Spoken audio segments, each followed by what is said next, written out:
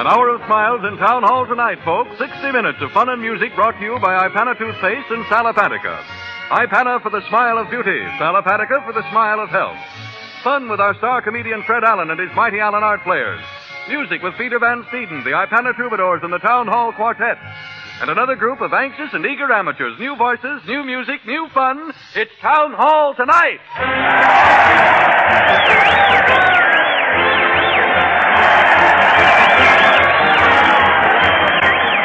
The crowd is cheering Fred Allen as he leads his weekly parade at the old Town Hall. Fred's keeping the band in time with a gold baton, and the mighty Allen Art Players are following, out of step with the world. Let's join the happy throng. Everybody Here they come, home folks. Land fish paw. That tornado has blowed our house 2 miles down the road. Hey, don't worry about the house, Ma. We still got the radio. It's Town Hall tonight. Kiddies. You sit right down and do your homework, Rollo Ramsbottom. Gee, Ma, I can learn more listening to the radio. It's Town Hall tonight. Animal trainers. Hey, what's the idea, Mr. Buck, putting a radio in your hyena cage? My hyenas won't laugh, but this radio will get them started. It's Town Hall tonight.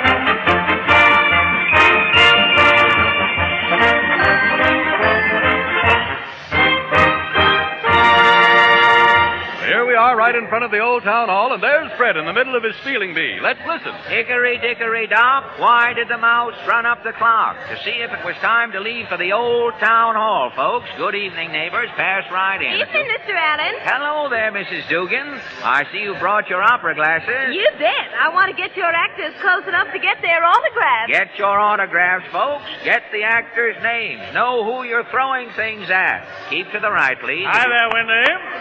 Hi there, Bolivar. Say, don't clap your hands out here. Save your applause till you get inside. Who's applauding? I'm trying to get warm. That's what they all say, folks. Go right in, Bolivar. It's Town Hall tonight, so hurry, hurry, hurry, Hey, hurry. we're all set backstage, Fred. Okay, Harry. Peter's opening with Life Begins at Sweet 16. Righto, Fred. Let her go, Peter.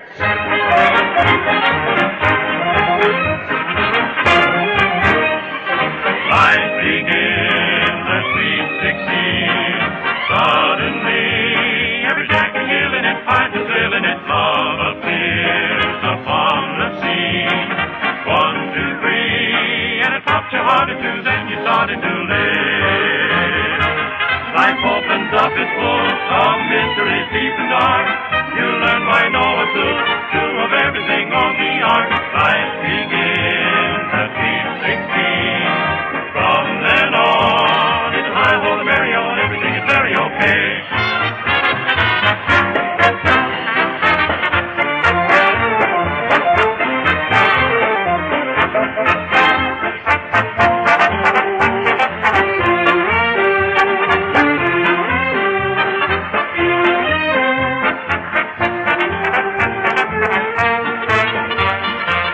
Life opens up its book of mysteries deep and dark.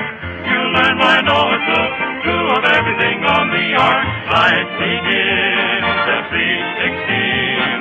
From then on, it's a high hold and merry on, everything is very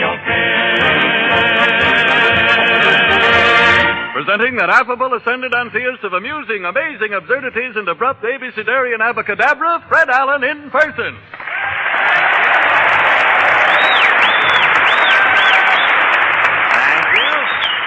Thank you. I know that abracadabra, Harry, with his 40 thieves. I read about him. Thank you, and good evening, ladies and gentlemen. Now, before picking up the box and rolling out the dice of fun we've loaded for you this evening, I'll read you the Town Hall bulletin for tonight. Hodge White, vendor of sweetmeats at his popular goodie shop, says that lately customers have been complaining about being short-changed. Customers walk out and leave their change on the counter, they say, and when they come back in, the money is gone. Hodge says in rebuttal, you folks forgetting your change, do so at your own risk. Now, if Hodge sees the money, he raps on the window with a wet rag. And if you folks don't hear the soggy din, Hodge says it's no fault of his. So much for consumer protection in our vicinity, and now for the Town Hall news. Say, Harry. Yes, Fred? What is it we never build up during the week, but it's in for an awful letdown every Wednesday? Oh, it's the picture sheet, Fred. I'll let it down right away. Thank you. Are you familiar with the meaning of that hog Latin phrase, auste the imgle? Oh, yes, Fred. I've seen it in Ovid many times. It means turn out the lights. Here they go. The projector starts, and we bring you the latest news of the week. The Town Hall News sees nothing, shows all. New York City, New York. Dr. Leroy L. Hartman, professor of dentistry at Columbia University, discovers desensitizing formula that banishes pain for dental patients. Town Hall News shows how new desensitizer will possibly benefit the man with a toothache. The scene, a dentist's office. No. You wish to see the dentist, sir? Yes, his tooth is killing me. Oh. Dr. Bohr will take you right away.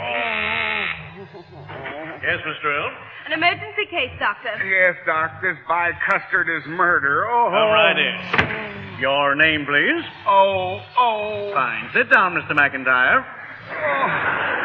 Oh, will I need a yokel anesthetic, Doc? No. A few drops of Dr. Hartman's desensitizer here, and you'll feel nothing. Oh, hurry, Doc. Open wide, please. Wow. Now, which tooth is it? Well, This one? Oh, no, it's in the back. Fine. I'll rub this new solution on. There. Does that feel better? Yeah, I can't feel nothing now. Who's got my tongue? Why, here, it's hanging out on your tie. Oh. Now I'll extract that tooth. Ready? Oh, whoa. There we are. Look. Hey, that's a front tooth, Doc. The one that aches is in the back. I know. I just pulled out any old one to show you that it isn't going to hurt. Well, I'd have taken your word for it, Doc. Open wider, please. I'll get that one in the back. Let me see. It's a dandy. A lower molar. Oh, that ain't it either. It's a wisdom tooth to take in. The joke's on me. But you haven't felt any pain, have you? No, but my teeth ain't no daisy petals, Doc. Now, if I don't get it this time, the next extraction will be on me. There we are. That's the communist. Rinse him out, please. Now, shall I send your teeth, or will you take them with you? Never mind. How much do I owe you, Doc? 3 teeth, $30. $30. Will you rub some of that desensitizer on your face, Doc? On my face? Why? I'm going to punch you right in the nose. Toledo, Ohio. Owens, Illinois Glass Company's research department proves that many articles of apparel can be made from spun glass. Hats and clothing will be made of this brittle substance. Town Hall News shows how glass clothing may hamper the younger generation of tomorrow. The scene, a parlor in 1950. Oh, you do look charming, Jane. Thank you, Mother. You like my new gown? Oh, it's simply divine, dear. Beautiful glass. Is it shatterproof? No, it's the Pittsburgh Plate Glass Company's latest ensemble. Your scarf's attractive, too. Oh, it's just Dad's old windshield made over. And new slippers. Yes, Mother. Rupert's Brewery's new pumps. You mean those darling slippers are just old beer bottles? Uh-huh. With milk jar heels by Borden. You're certainly dressed to kill. Gerald's calling tonight, Mother. Well, fortunately, your father's away. He doesn't approve of Gerald, you know. That's Gerald now, Mother. Oh, you young lovebirds. I'll go back to my work basket. I've got to putty some cracks in your father's socks. Now, scat, Mother. I'll let Gerald in. Well, have a good time, darling. Jane, sweetheart. Gerald, precious. Oh, do be careful. You bumped against this glass skirt. You're some glass tonight, darling. Will you take my beret? Yes, I'll hang it here. Oh, I've dropped your beret, Gerald. I'm so sorry. Oh, it's all right, Jane. I'm tired of glass hats. People are always staring in at my dandruff. Won't you sit down on the divan? Thank you. I'll sit at the other end. We mustn't get too close with these glass clothes. Oh, move over. What's a little glass among friends? Now, Gerald, do be careful.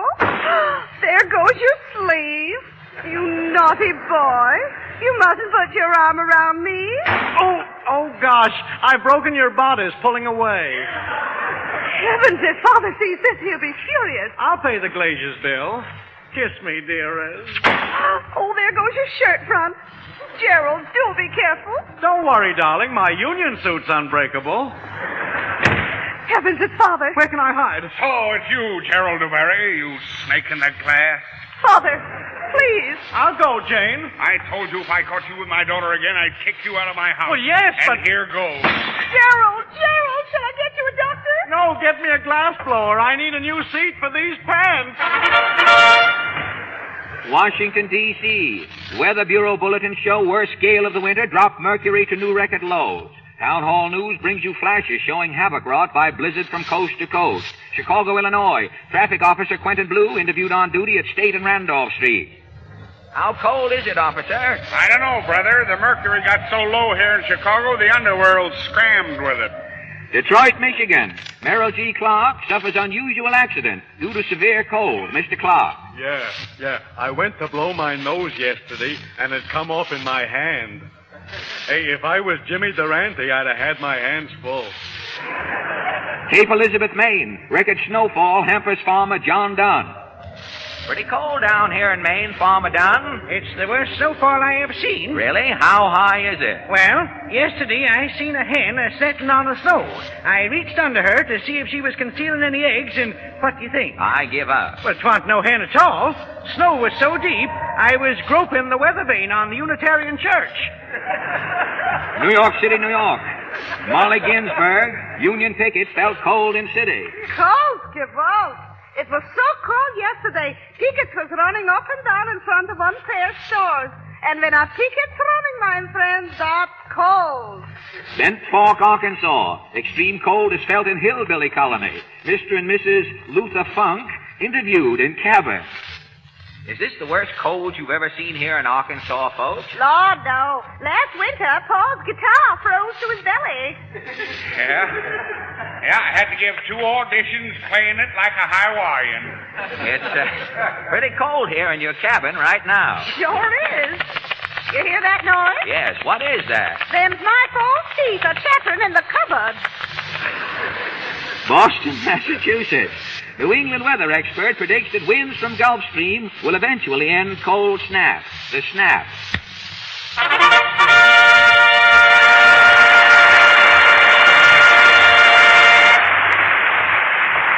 Thank you. That's all the town hall news tonight, so raise the sheet and light the light. Say, Fred, that's a rhyme. Say, I'd be pretty embarrassed if it wasn't, Harry. That's what I meant it to be. Why? Well, according to a recent checkup of the mail that's come into the station here, more people seem interested in poetry than anything else. Say, if that's the case, maybe I'd better try my hand at it. All right with me. Take off, Harry. Okay, here goes. There once was a girl, quite lovely when her face was in repose, and when she smiled, no man she knew would ever dare propose. So take the tip of women from Alaska to Savannah, whose teeth are white, whose smiles are bright. Brush your teeth with Ipana. Well, Harry, I'm afraid there's more truth than poetry in that. Yes, and I'm afraid I agree with you, Fred, so I guess I just better forget the poetry and stick to the truth. And the truth is this. Our teeth not only need brushing, but our gums need toning and exercise. And that's something they don't get from the soft, creamy foods we eat nowadays. Well, Harry, you don't expect everyone listening to you to stop eating things they like just because they're soft, do you? No, of course not, Fred. They don't have to. Just massage a little Ipana toothpaste into your gums every time you brush your teeth with it. For Ipana will give your gums the toning and stimulation they need. And Pink Toothbrush, that warning sign of tender gums, needn't upset you if you get right after it with Ipana. You'll have lovelier teeth, too. So always remember Ipana for the smile of beauty.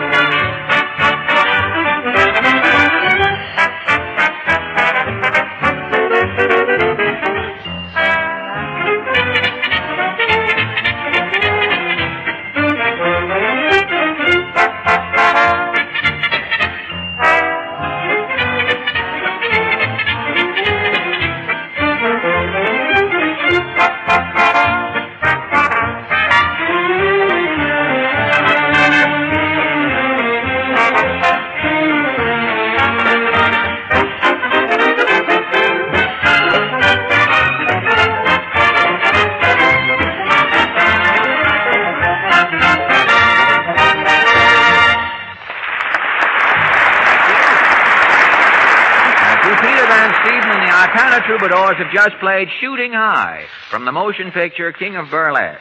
Now, on Saturday night, ladies and gentlemen, Admiral Byrd's personal barber will lecture here at the town hall. The Admiral's barber will talk. His talk is entitled, My 4 Years at the Pole with Strop and Lather. Mr. Allen! Mr. Allen! Quiet, quiet, please. If that's some stocking salesman taking out his samples, I'll be down with a sock that'll put you out of business in a minute. Hello?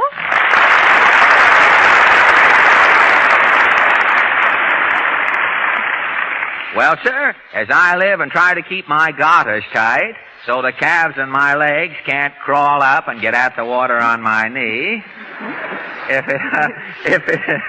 it isn't Portland. Yes, Papa sent me out to mail a letter to our congressman, so I thought I'd stop in. Your congressman? Has Papa got a bonus to pick with him?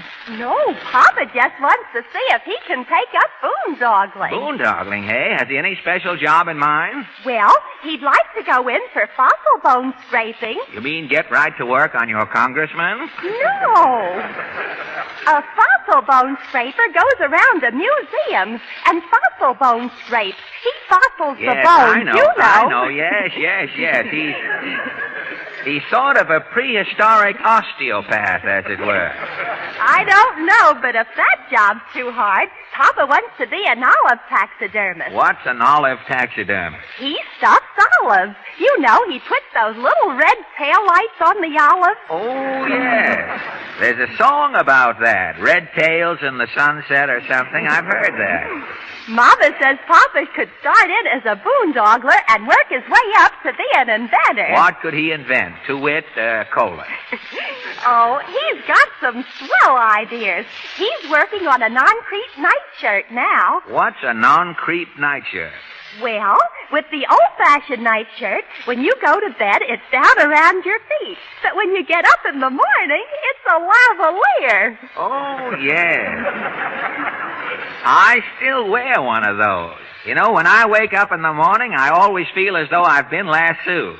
That's it. Papa's nightshirt can creep up on you. He's got stirrups in the bottom for your feet. I hear he's worked out a new loaf of bread with a knothole in it, too. Yes, it's for drugstore sandwiches. If the bread has a hole in the center, you can look in and locate the meat. Say, that's a swell idea. And speaking of meat, now, if you'll take it on the lamb... Oh, I get it. Mrs. Broccoli. No, not anybody, but... Oh, no, don't bring... Yes, Porty, we're right here. Come, Bedwell. Gadzooks, Mother. Lead on. I follow you blindly to my fate. Now listen, Portland. My quota of pests is filled. You hear the name, Fadwell? Quote, Behold, we fall. The quality of mercy is not strange. It droppeth as the Gentile rain from heaven. I guess that's telling you, Mr. Allen. I don't know what this little runt is using for conversation, but if I make him eat those words, he'll have ptomaine. There is a divinity that shapes our ends, Corsican. I'll shape your end till you think the nub of your spine is futuristic. Shut up, Gargoyle. You lay one hangnail on Fadwell, and you'll answer to the theater guild. Yes, you'd better fold your tongue, Mr. Allen. Who are these people? This is Mrs. Grundy, founder of the Kitty Shakespearean movement. And I'm Fadwell Grundy, premier trial exponent of Shakespearean roles east of the Mississippi. Fadwell is the youngest Shakespearean actor in the world. I'll say. What part was that you played in the Midsummer Night's Dream, Fadwell? I played Bottom Louisa. Well, you can't go any lower than that in Shakespeare.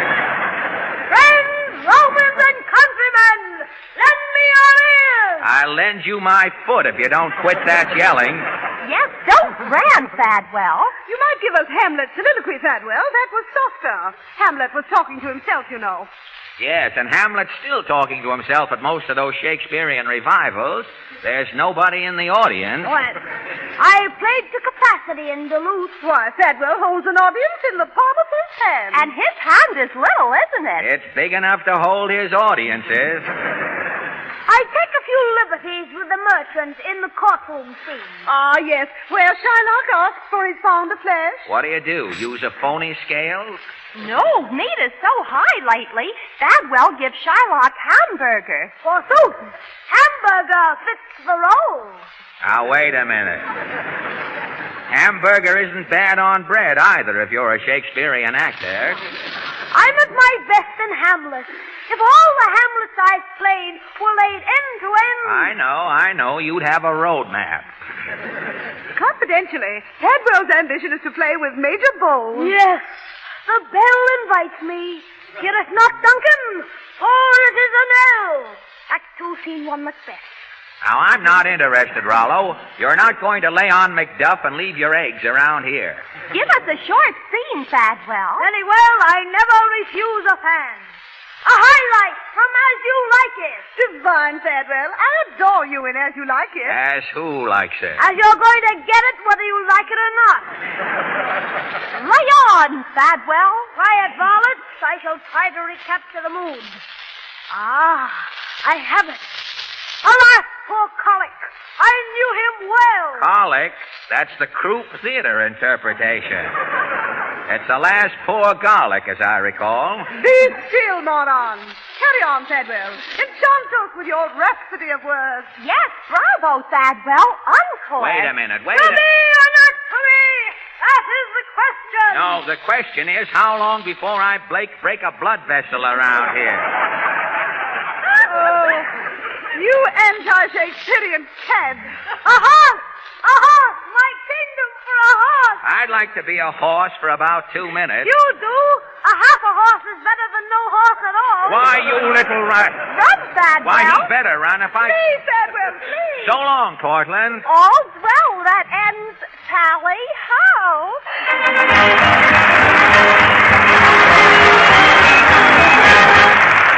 And now the Town Hall Quartet, ladies and gentlemen. Tonight the boys sing Sawing a Woman in Half.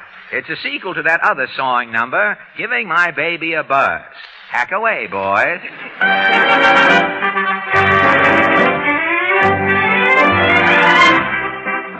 Magicians have done it for years and scared people out of their wits.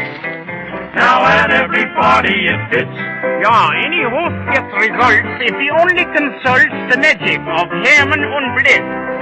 When you're sitting around in the parlor and you pose for that group photograph, when you're through playing Nola upon the Victrola, try sawing a woman in half. It's an interesting game, kinda rough on the dame. She seldom enjoys it, but then she can hardly object if she'll only reflect. There are many more women than men. If she begs you to put her together, just tell her you must stand the gaff. Madam, I'm no physician, I'm just a magician, sawing a woman in half. Yeah, and you don't need a carpenter's helper either. And you don't need no medical staff. You know, all you need is a tender young frail who'll surrender to sawing a woman in half. If she starts in to moan that she don't like the tone, protesting it grates on her nerves, and she simply adore a more musical sort that sings as it's rounding the curve. Just ask her, am I a musician? Why, lady, you hand me a laugh. I'm no Toscanini, I'm just an old meanie, sawing a woman in half. If the lady insists that he'd rather be kissed, just tell her she's spoiling the fun. Great relief she will find if she'll just bear in mind half a woman is better than none. It's a fad that is sweeping the nation, and you'll often see this epitaph. Madam X rests in pieces, her sudden decease is from sawing a woman in half.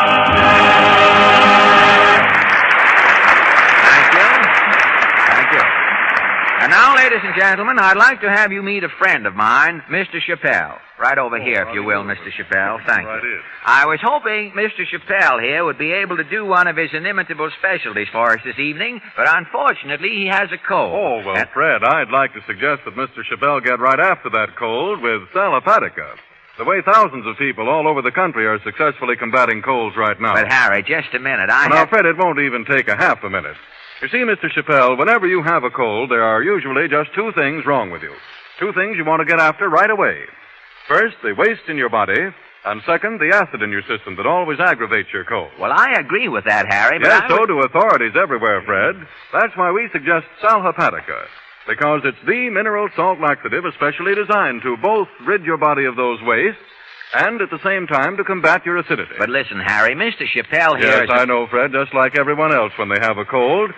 But most people find they can throw off a nagging cold quickly if they begin fighting it by taking 2 teaspoonfuls of Sal Hepatica in a glass of water. Harry, I agree with everything you say, but will you let me kindly tell you what I've been trying to say? Mr. Chappelle here is French, and he doesn't even understand English. Oh, I see.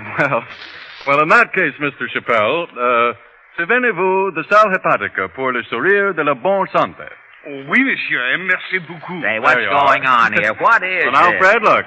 I only said something I hope everyone will remember at the very first sign of a cold. Remember Sal Hepatica for the smile of health.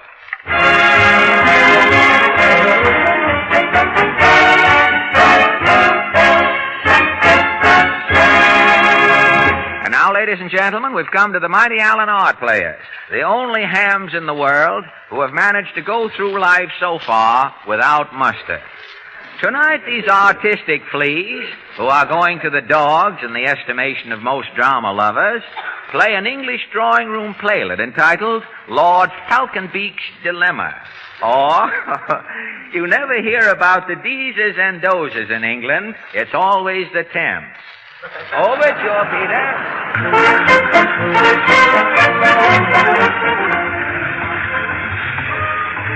I feel like a hen's appendage in the gust, floating aloft, thither and yon. Lord Falconbeak, if you please. Oh, I say, can't I read my tattler here? I'm advancing for my last circular affair. I'm going to mount all the... Will you cease vocalizing, Lord Falconbeak, and do stop smoking that beastly pipe in the drawing room? Cease vulcanizing. Don't smoke in the drawing room. Don't smoke in the conservatory. Dash it all, where can I go to smoke? You know where you can go, but definitely. My late lamented husband, Lord Chutney, didn't smoke. Not in the house, no. But he smoked in the end. Chutney's cremated, isn't he? Yes, and there he lies on the mantel in his urn, the dear boy. I say, I've a mind to scatter Chutney about on the pavement. The walk is fearfully slippery, you know. Don't you dare. Pooh-pooh.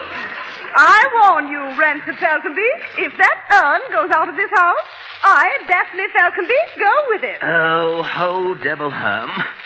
I can't fritter the night away grousing, old girl. I'm off to bed. Before you go, put Chutney away. I'm not the ash man, Lady Falconbeak. Very well, I shall ring for Chubb. You tickled, Lady Falconbeak. Yes, Chubb. You may put Lord Chutney back in the safe for the night. Very good, Lady Falconbeak. Stuff and horseradish. Putting one's first husband's ashes in the safe. Well, but there have been several robberies about lately, and if anything happened to Chutney, I should never forgive myself. Righto. If it'll restore peace, put the bounder away, Chubb. Righto, sir. And spin the combination, Chubb. Yes, your ladyship. And now, Chubb, let's away. You must dress me for bed. Disturbing dreams, Lord Falconbeak. Oh, the same to you, old girl, with knobs on. Come, Chubb. Yes, my lord. Here, it's dark in here. Snap on the beastly light in the chamber, Chubb. Righto. What are you wearing to bed tonight, my lord? I can't decide. I always like to dress for my dreams, you know. You wore tails last night, my lord. Yes, dash it, then dreamed I was at a nudist camp. A horrible faux pas. We might anticipate your nightmares. It would tell. Rather. Oh, a happy thought. I have it. The fox hunting season opened today, Chubb. I might ride to hounds in my dreams. I shall wear my hunting suit to bed. The red jacket. Right you are. My checkered breeches, riding crop, and my fox horn, Chubb. Oh, and shall I test the horn, sir? Definitely. Have a puff at it. Remarkable lipping, Chubb. If I were a fox, I couldn't resist you. Oh, I say, what's that? Sounded like glass, sir. Oh, possibly Lady Falconbeak's dropped her lorgnette. Help!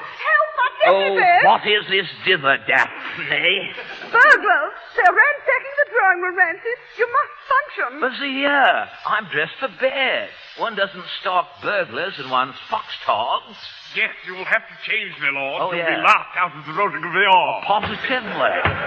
Oh, they're at the safe, Rancid. You must save Lord Chutney's ashes. Yes, show the true Falconbeak spirit, my lord. Righto. Yoits away, Chuck. Pentivy, sir. Let us face the prowlers. Be firm, Rancid.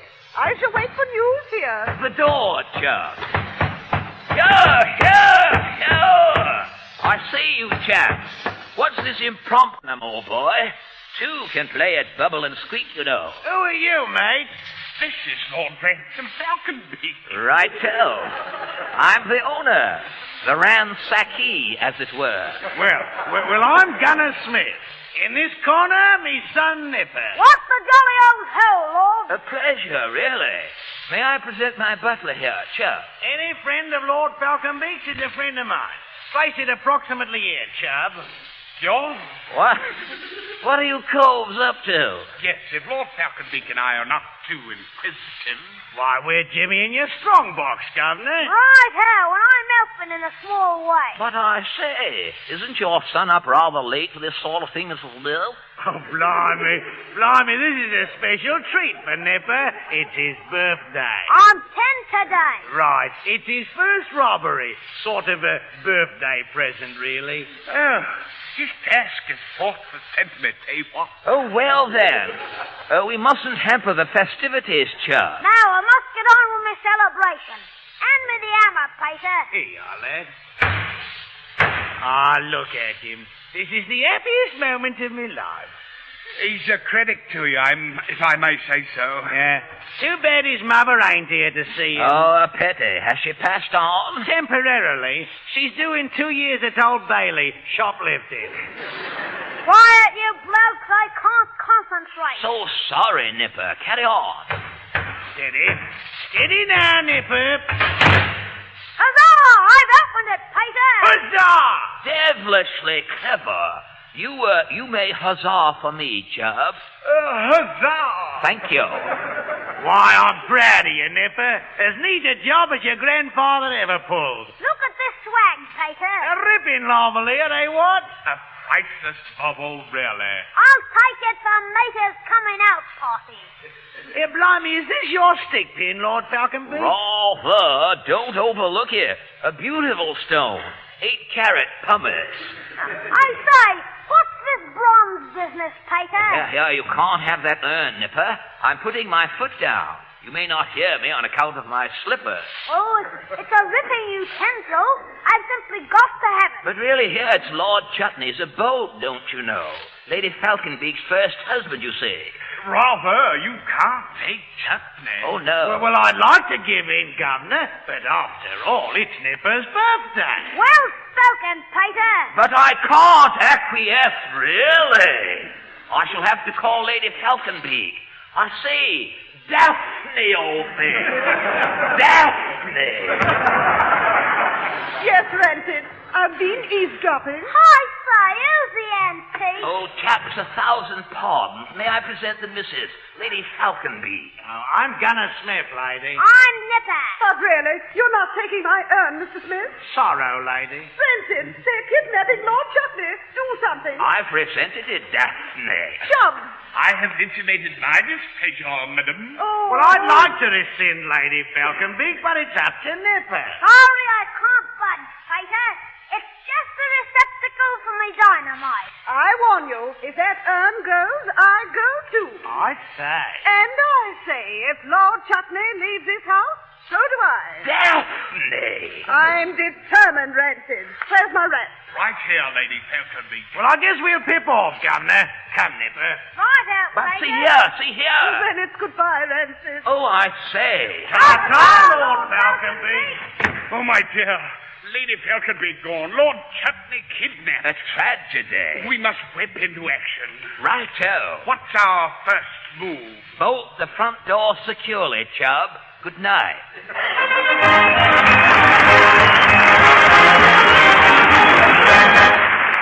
Thank you.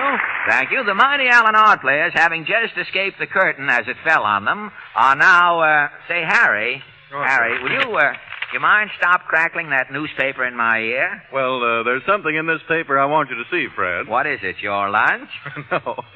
No, it's a letter to the Aching Hearts column. Listen to this. Dear Aching Heart, up until a month or so ago, my husband had always been jovial and affectionate. Lately, he's been grouchy and irritable, especially when he gets up in the morning. And I'm beginning to worry about him. Do you think there's a blonde in his life? Signed, Anxious. Well, no wonder. You know, Fred, I think I could answer that letter. Now, Harry, don't tell me you've turned Cupid all of a sudden. No, but when a man wakes up feeling irritable and logy, there are usually only two things wrong with him. Waste in his body and too much acid in his system. Now, what's the answer? Sal Hepatica. Because it's the mineral salt laxative that both rids the body of waste and combats acidity. And that's something no ordinary laxative does. So if you should wake up tomorrow feeling grouchy and under the weather, why don't you just put 2 teaspoonfuls of Sal Hepatica in a glass of water and drink it? See how soon you'll be feeling your old, normal self again. Just remember Sal Hepatica for the smile of health.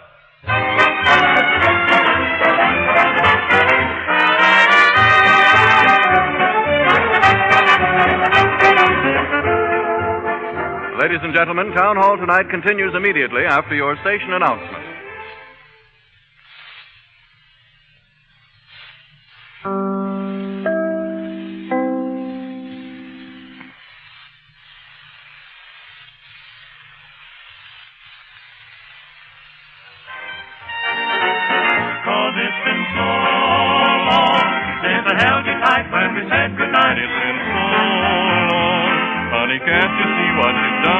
I've been in a kind of daze for days and days and days, feeling blue, missing you in oh so many ways. 'Cause it was so nice when we had that date every night at 8. It was so nice. Then we said goodbye. What a fool was I. Let me get back in your arms where I belong. 'Cause it's been so long.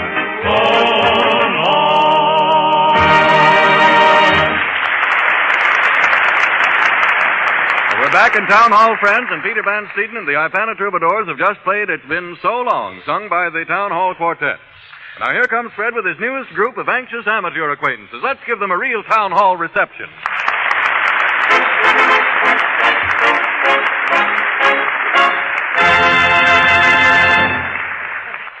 Yes, ladies and gentlemen, tonight our amateurs compete for a first prize of $50 and a week's engagement at the Roxy Theater in New York City, and a second prize of $25 in cash. Now, you folks here in the town hall will select your own winners. Your applause after each act will be recorded on the Johns Manville applause machine here on the stage, and the 3 acts receiving the highest applause ratings will be called back later for the final vote. Now, first tonight, from Oceanside, Long Island, I am very happy to have you meet Kenneth Howard Connolly. Is that right, Kenneth? That's right, sir. You wanted me to get the 3 names in, I imagine. Yes, sir. Well, 3 names should be lucky for you if you intend to stick to music. 3 names are, well, I don't know. There seems to be some charm about them. You take that fellow John Charles Thomas. And Tibbet Milton Crosby, that other fella. I don't know. John Charles Thomas is only one man. I always get him confused with a syndicate. John has 3 first names. I've never heard what his last name really is. Do you go to school? How old are you? I'm 17. 17, are you really? You go to school down in Oceanside? Yes, sir. I'm a senior. You're a senior in Oceanside, huh? Well, I seen you here tonight, and naturally Well, things are getting in that bad. We're reaching that far back in radio, Kenneth, for jokes now. It won't be long when we'll all have rock stains on our hands from getting into the Paleolithic age for material, the radio comedians. But I don't know, do you intend to take up music seriously when you graduate from school? I'd like to. You would, huh?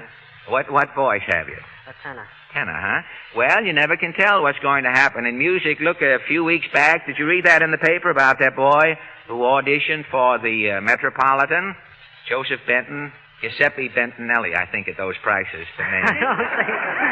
But he auditioned for the Metropolitan, and the next day, Richard Crooks had a cold, and Joseph Benton sang in the opera the following day. A great many people wait for opportunity to knock, but in that instance, opportunity coughed, and he was in the Metropolitan. In other words, through Mr. Crooks getting sick, it shows you can get into opera by hook or by crooks, in other words. Well, what are you going to sing tonight, Kenneth? Roll Along, Prairie Moon. Roll Along, Prairie Moon. Thank you.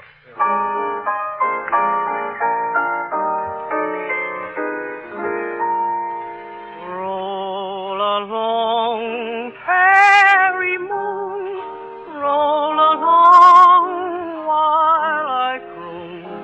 Shine above, lamp of love, fairy moon. Way up there in the blue, maybe you're lonely too, swinging by in the sky, prairie moon. I need your tender light to make things right. You know I'm so alone tonight. Far away, shed your beams on the girl of my dreams. Tell her too, I've been true, fairy moon.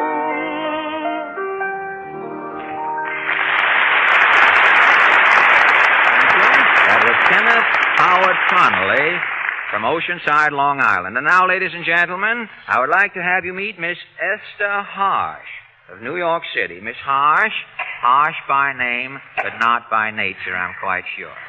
And you are a harpist? Yes, I am. I suspected that. I didn't think you had brought the harp here just to sort of confuse me. Have you studied music here as your home in New York? No, I'm from Cleveland, Ohio. From Cleveland, are you? Mm-hmm. Do you like New York City? Oh, I should say I do. You do, huh? Mm-hmm. Well, if they ever get the snow cleared away, you'll see a lot more of it than you've seen up to now. Well, I've been here since October, so Oh, you saw it before the snow. Well, a lot of things will possibly have disappeared by the time they get it away. It was pretty cold yesterday. I saw a traffic policeman on 6th Avenue open his mouth, and it froze that way. First time I've ever seen a traffic officer with his mouth open and not saying anything. It was a pleasure. And now, Miss Harsh, I wanted to ask you some questions about, I always envy anyone who can play the harp. Because in years to come, when you go to heaven, imagine you get your wings and you go right to your instrument. You know how to play it. The rest of us will have to sit up there for months monkeying around with chopsticks until we get able to function. Now, what are you going to play on the harp tonight? One Night of Love. One Night of Love. Thank you very much. Miss Esther Harsh.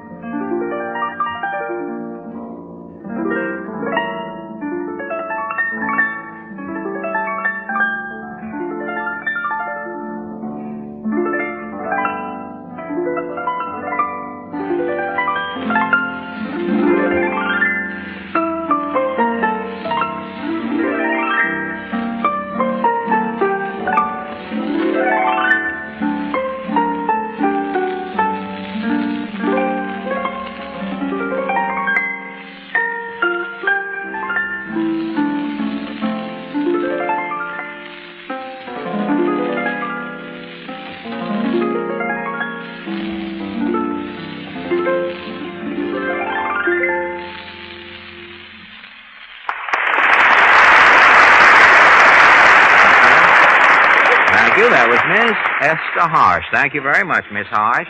I'm surprised that some of the labor unions haven't investigated the possibilities of the hop. At least they'll be able to pick it sitting down. It would be a novel arrangement. And now, ladies and gentlemen, and now I tell one for myself occasionally. And now, ladies and gentlemen, I would like to have you meet Frank Groves from Flushing, Long Island. Is that right, That's Mr. right, Groves? Mr. Allen. You are from Flushing? That's right, Mr. Allen, yes. Mr. Groves is here attired in impeccable evening dress, I might say, wearing a monaco. I mean, the people in Flushing actually don't wear monocles. Oh, no, not generally. Flushing is to be the home of the next World's Fair, isn't it? I think so, yes. Have they started any activity over there? Well, I believe they got some men working out there. They started it already, I huh? believe so, yes. It's always an impressive sight to me to see a groundbreaking ceremony. I went downtown a week or so ago to see them lay the cornerstone for an apartment house. I was greatly concerned over the thing. I was standing there, and as they shoveled out the first shovelful of dirt, 4 men behind me started crying. And with each shovelful, these men cried louder. And finally, I turned around and said, "Pardon me, gentlemen, what are you crying for? They're about to open a magnificent apartment building here." And one of the 4 men said, "Yes, we're the receivers. We know how much money it's going to lose already." So it's sort of upset. And now, Mr. Groves, you have this little package here. What? Yes, those are my spats, Mr. Allen. Oh, you have your spats? Oh, yes, I have my spats, yes. What is the purpose of bringing your spats here in a little package? Well, you see, I couldn't, I should be wearing them really, you know, but I couldn't do that with my spats on. You couldn't do that with your spats pray, on? Don, pray. Thank you.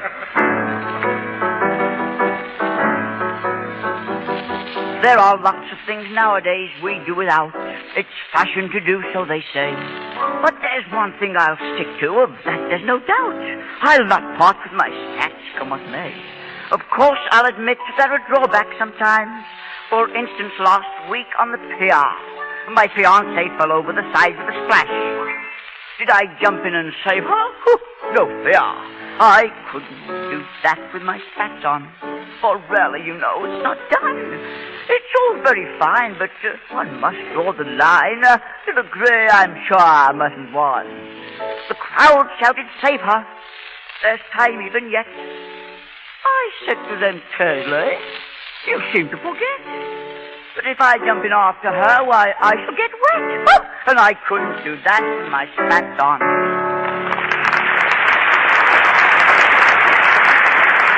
Thank you. That was Frank Groves from Flushing, Long Island. Thank you very much, Mr. Groves. And now, ladies and gentlemen, tonight we have an unusual feature for you. Mr. Louis Miller of Brooklyn, New York City, brings to the microphone his talking dog, Pal.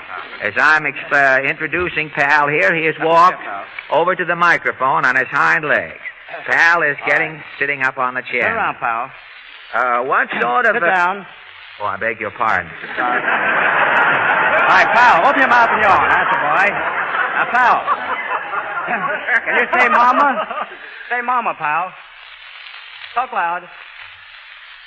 Talk loud. Come on. All right, now talk, Pal. All right, now, come on now. Talk. Say Mama. Hurry up. Come on, talk loud. Mama. All right. Now, Pal, what did you say? Now, say it loud. All right. Now, who's Mama, Pal? Who's Mama? Come on, who's Mama? Oh, my Mama. All right, Pal. Pal, how old are you, Pal? Come on, tell. How old are you?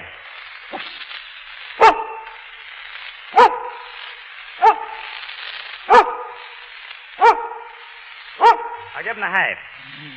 All right. You're 7.5. Now, pal, 7 and how many make 10, pal? Speak loud. Oh, 7 and 3 make 10. Divide 10 by 2, pal.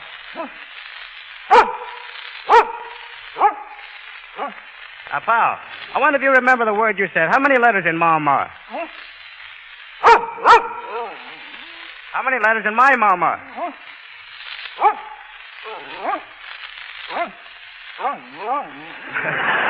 trying to say it. Now, pal. Divide 10 by 2. What's the answer?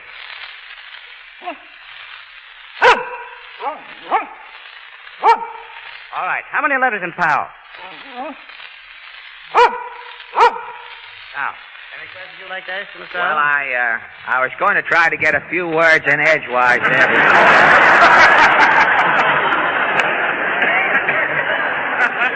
Pal has practically answered all of the questions I was going to ask you, Mr. Miller.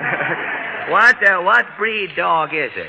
A pal is a collie. That is part collie. Part collie, and Yes. what's the other part? Well, I couldn't say. Part collie and part indefinite, eh? Well, I was going to ask you before, does he count other things? I mean, are those just things that you've taught him to Oh, count? no. He can tell you how many buttons on your vest or your name, how many letters in your name, or anything like that. He could really? How many buttons on my vest? All right, pal. Pal. Now, look here. Look here, pal. How many... Look over here. How many buttons on a man's vest there? Now, listen, come on, tell him.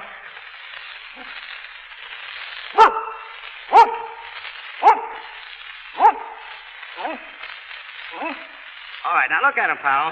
How many of them buttons are look at him. How many of them are unbuttoned? How many are unbuttoned? Oh, only one, that's right. Only one unbuttoned. Oh. I thought I detected a buttonhole creep in the counting there. Did you tell you how many letters in your name, too? He can tell me how many letters in my name? Could you do that, pal, All right, for an pal. old friend? How many letters in Fred?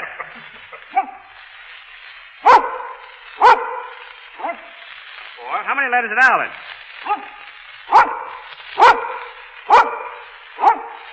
That's fine. Thank you very much.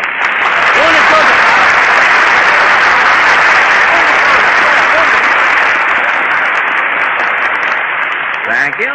That was Mr. Lewis Miller of Brooklyn with his pet trick dog, Pal. A very intelligent-looking animal, sort of showed me up here for the moment.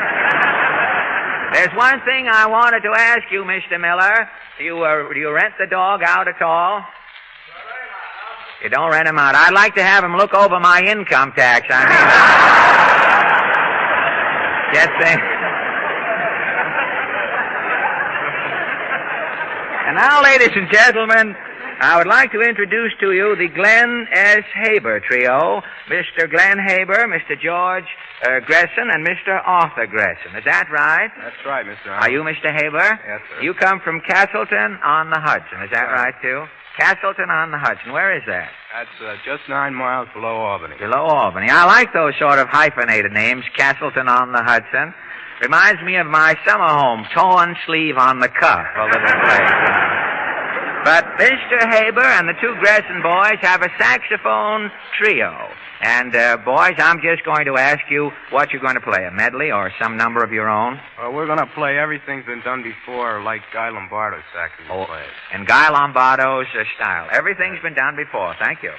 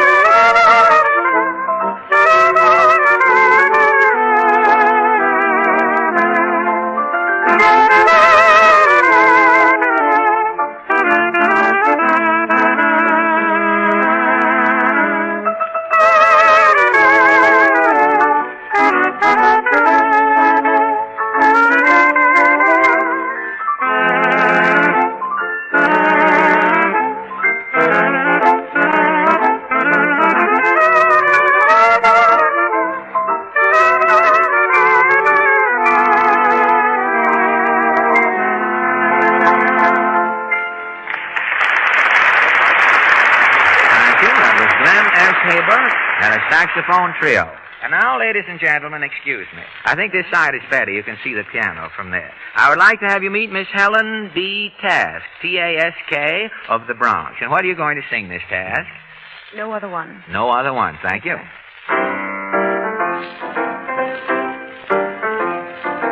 No other one, yes, no other one can ever do what you do when you do what you do, kissing me. Oh, no other one, yes, no other one can ever make me like you like I'd like to constantly. Talk about caresses with an 18-karat thrill. I don't have to make three guesses when I'm thinking of someone who can fill the bill. Oh, no other one, yes, no other one can ever make me want to say, who do I want in a great big way? No other one. Thank you. That was Miss Helen B. Task. Thank you, Miss Task. And that concludes our amateur contest for tonight, ladies and gentlemen. And while I confer with our distinguished judge, the applause machine here, I'm going to ask Harry to orate a bit. Thank you, Fred. You know, the famous showman George M. Cohan once said, always leave them laughing when you say goodbye. Well, we've certainly enjoyed our weekly visit with you, and we sincerely hope we've left you with a smile. We hope, too, that you'll keep smiling with the two products that make these hours with Fred Allen possible. Ipana toothpaste for the smile of beauty, and Sal Hepatica for the smile of health. Ipana, Sal Hepatica.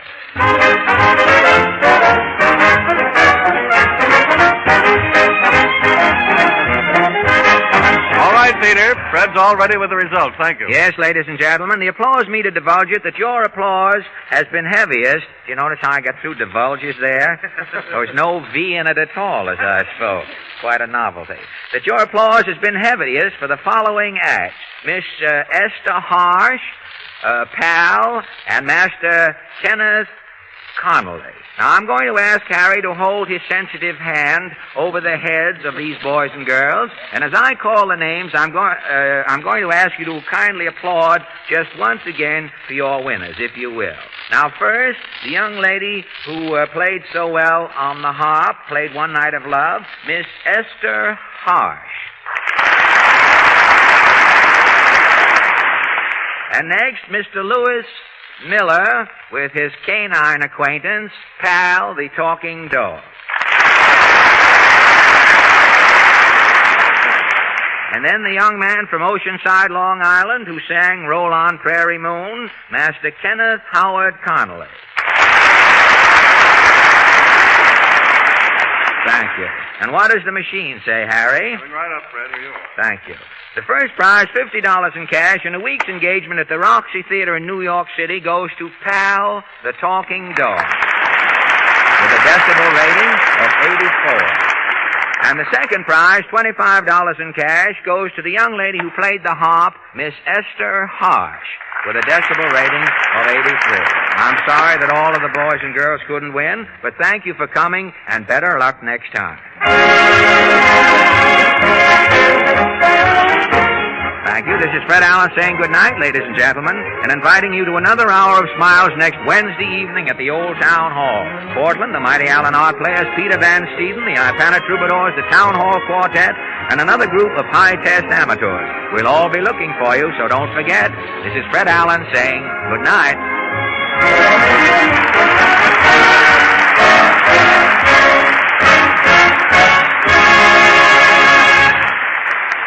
Heard on this program, Shooting High from King of Burlesque, and It's Been So Long from the Great Big Band. This is the National Broadcasting Company.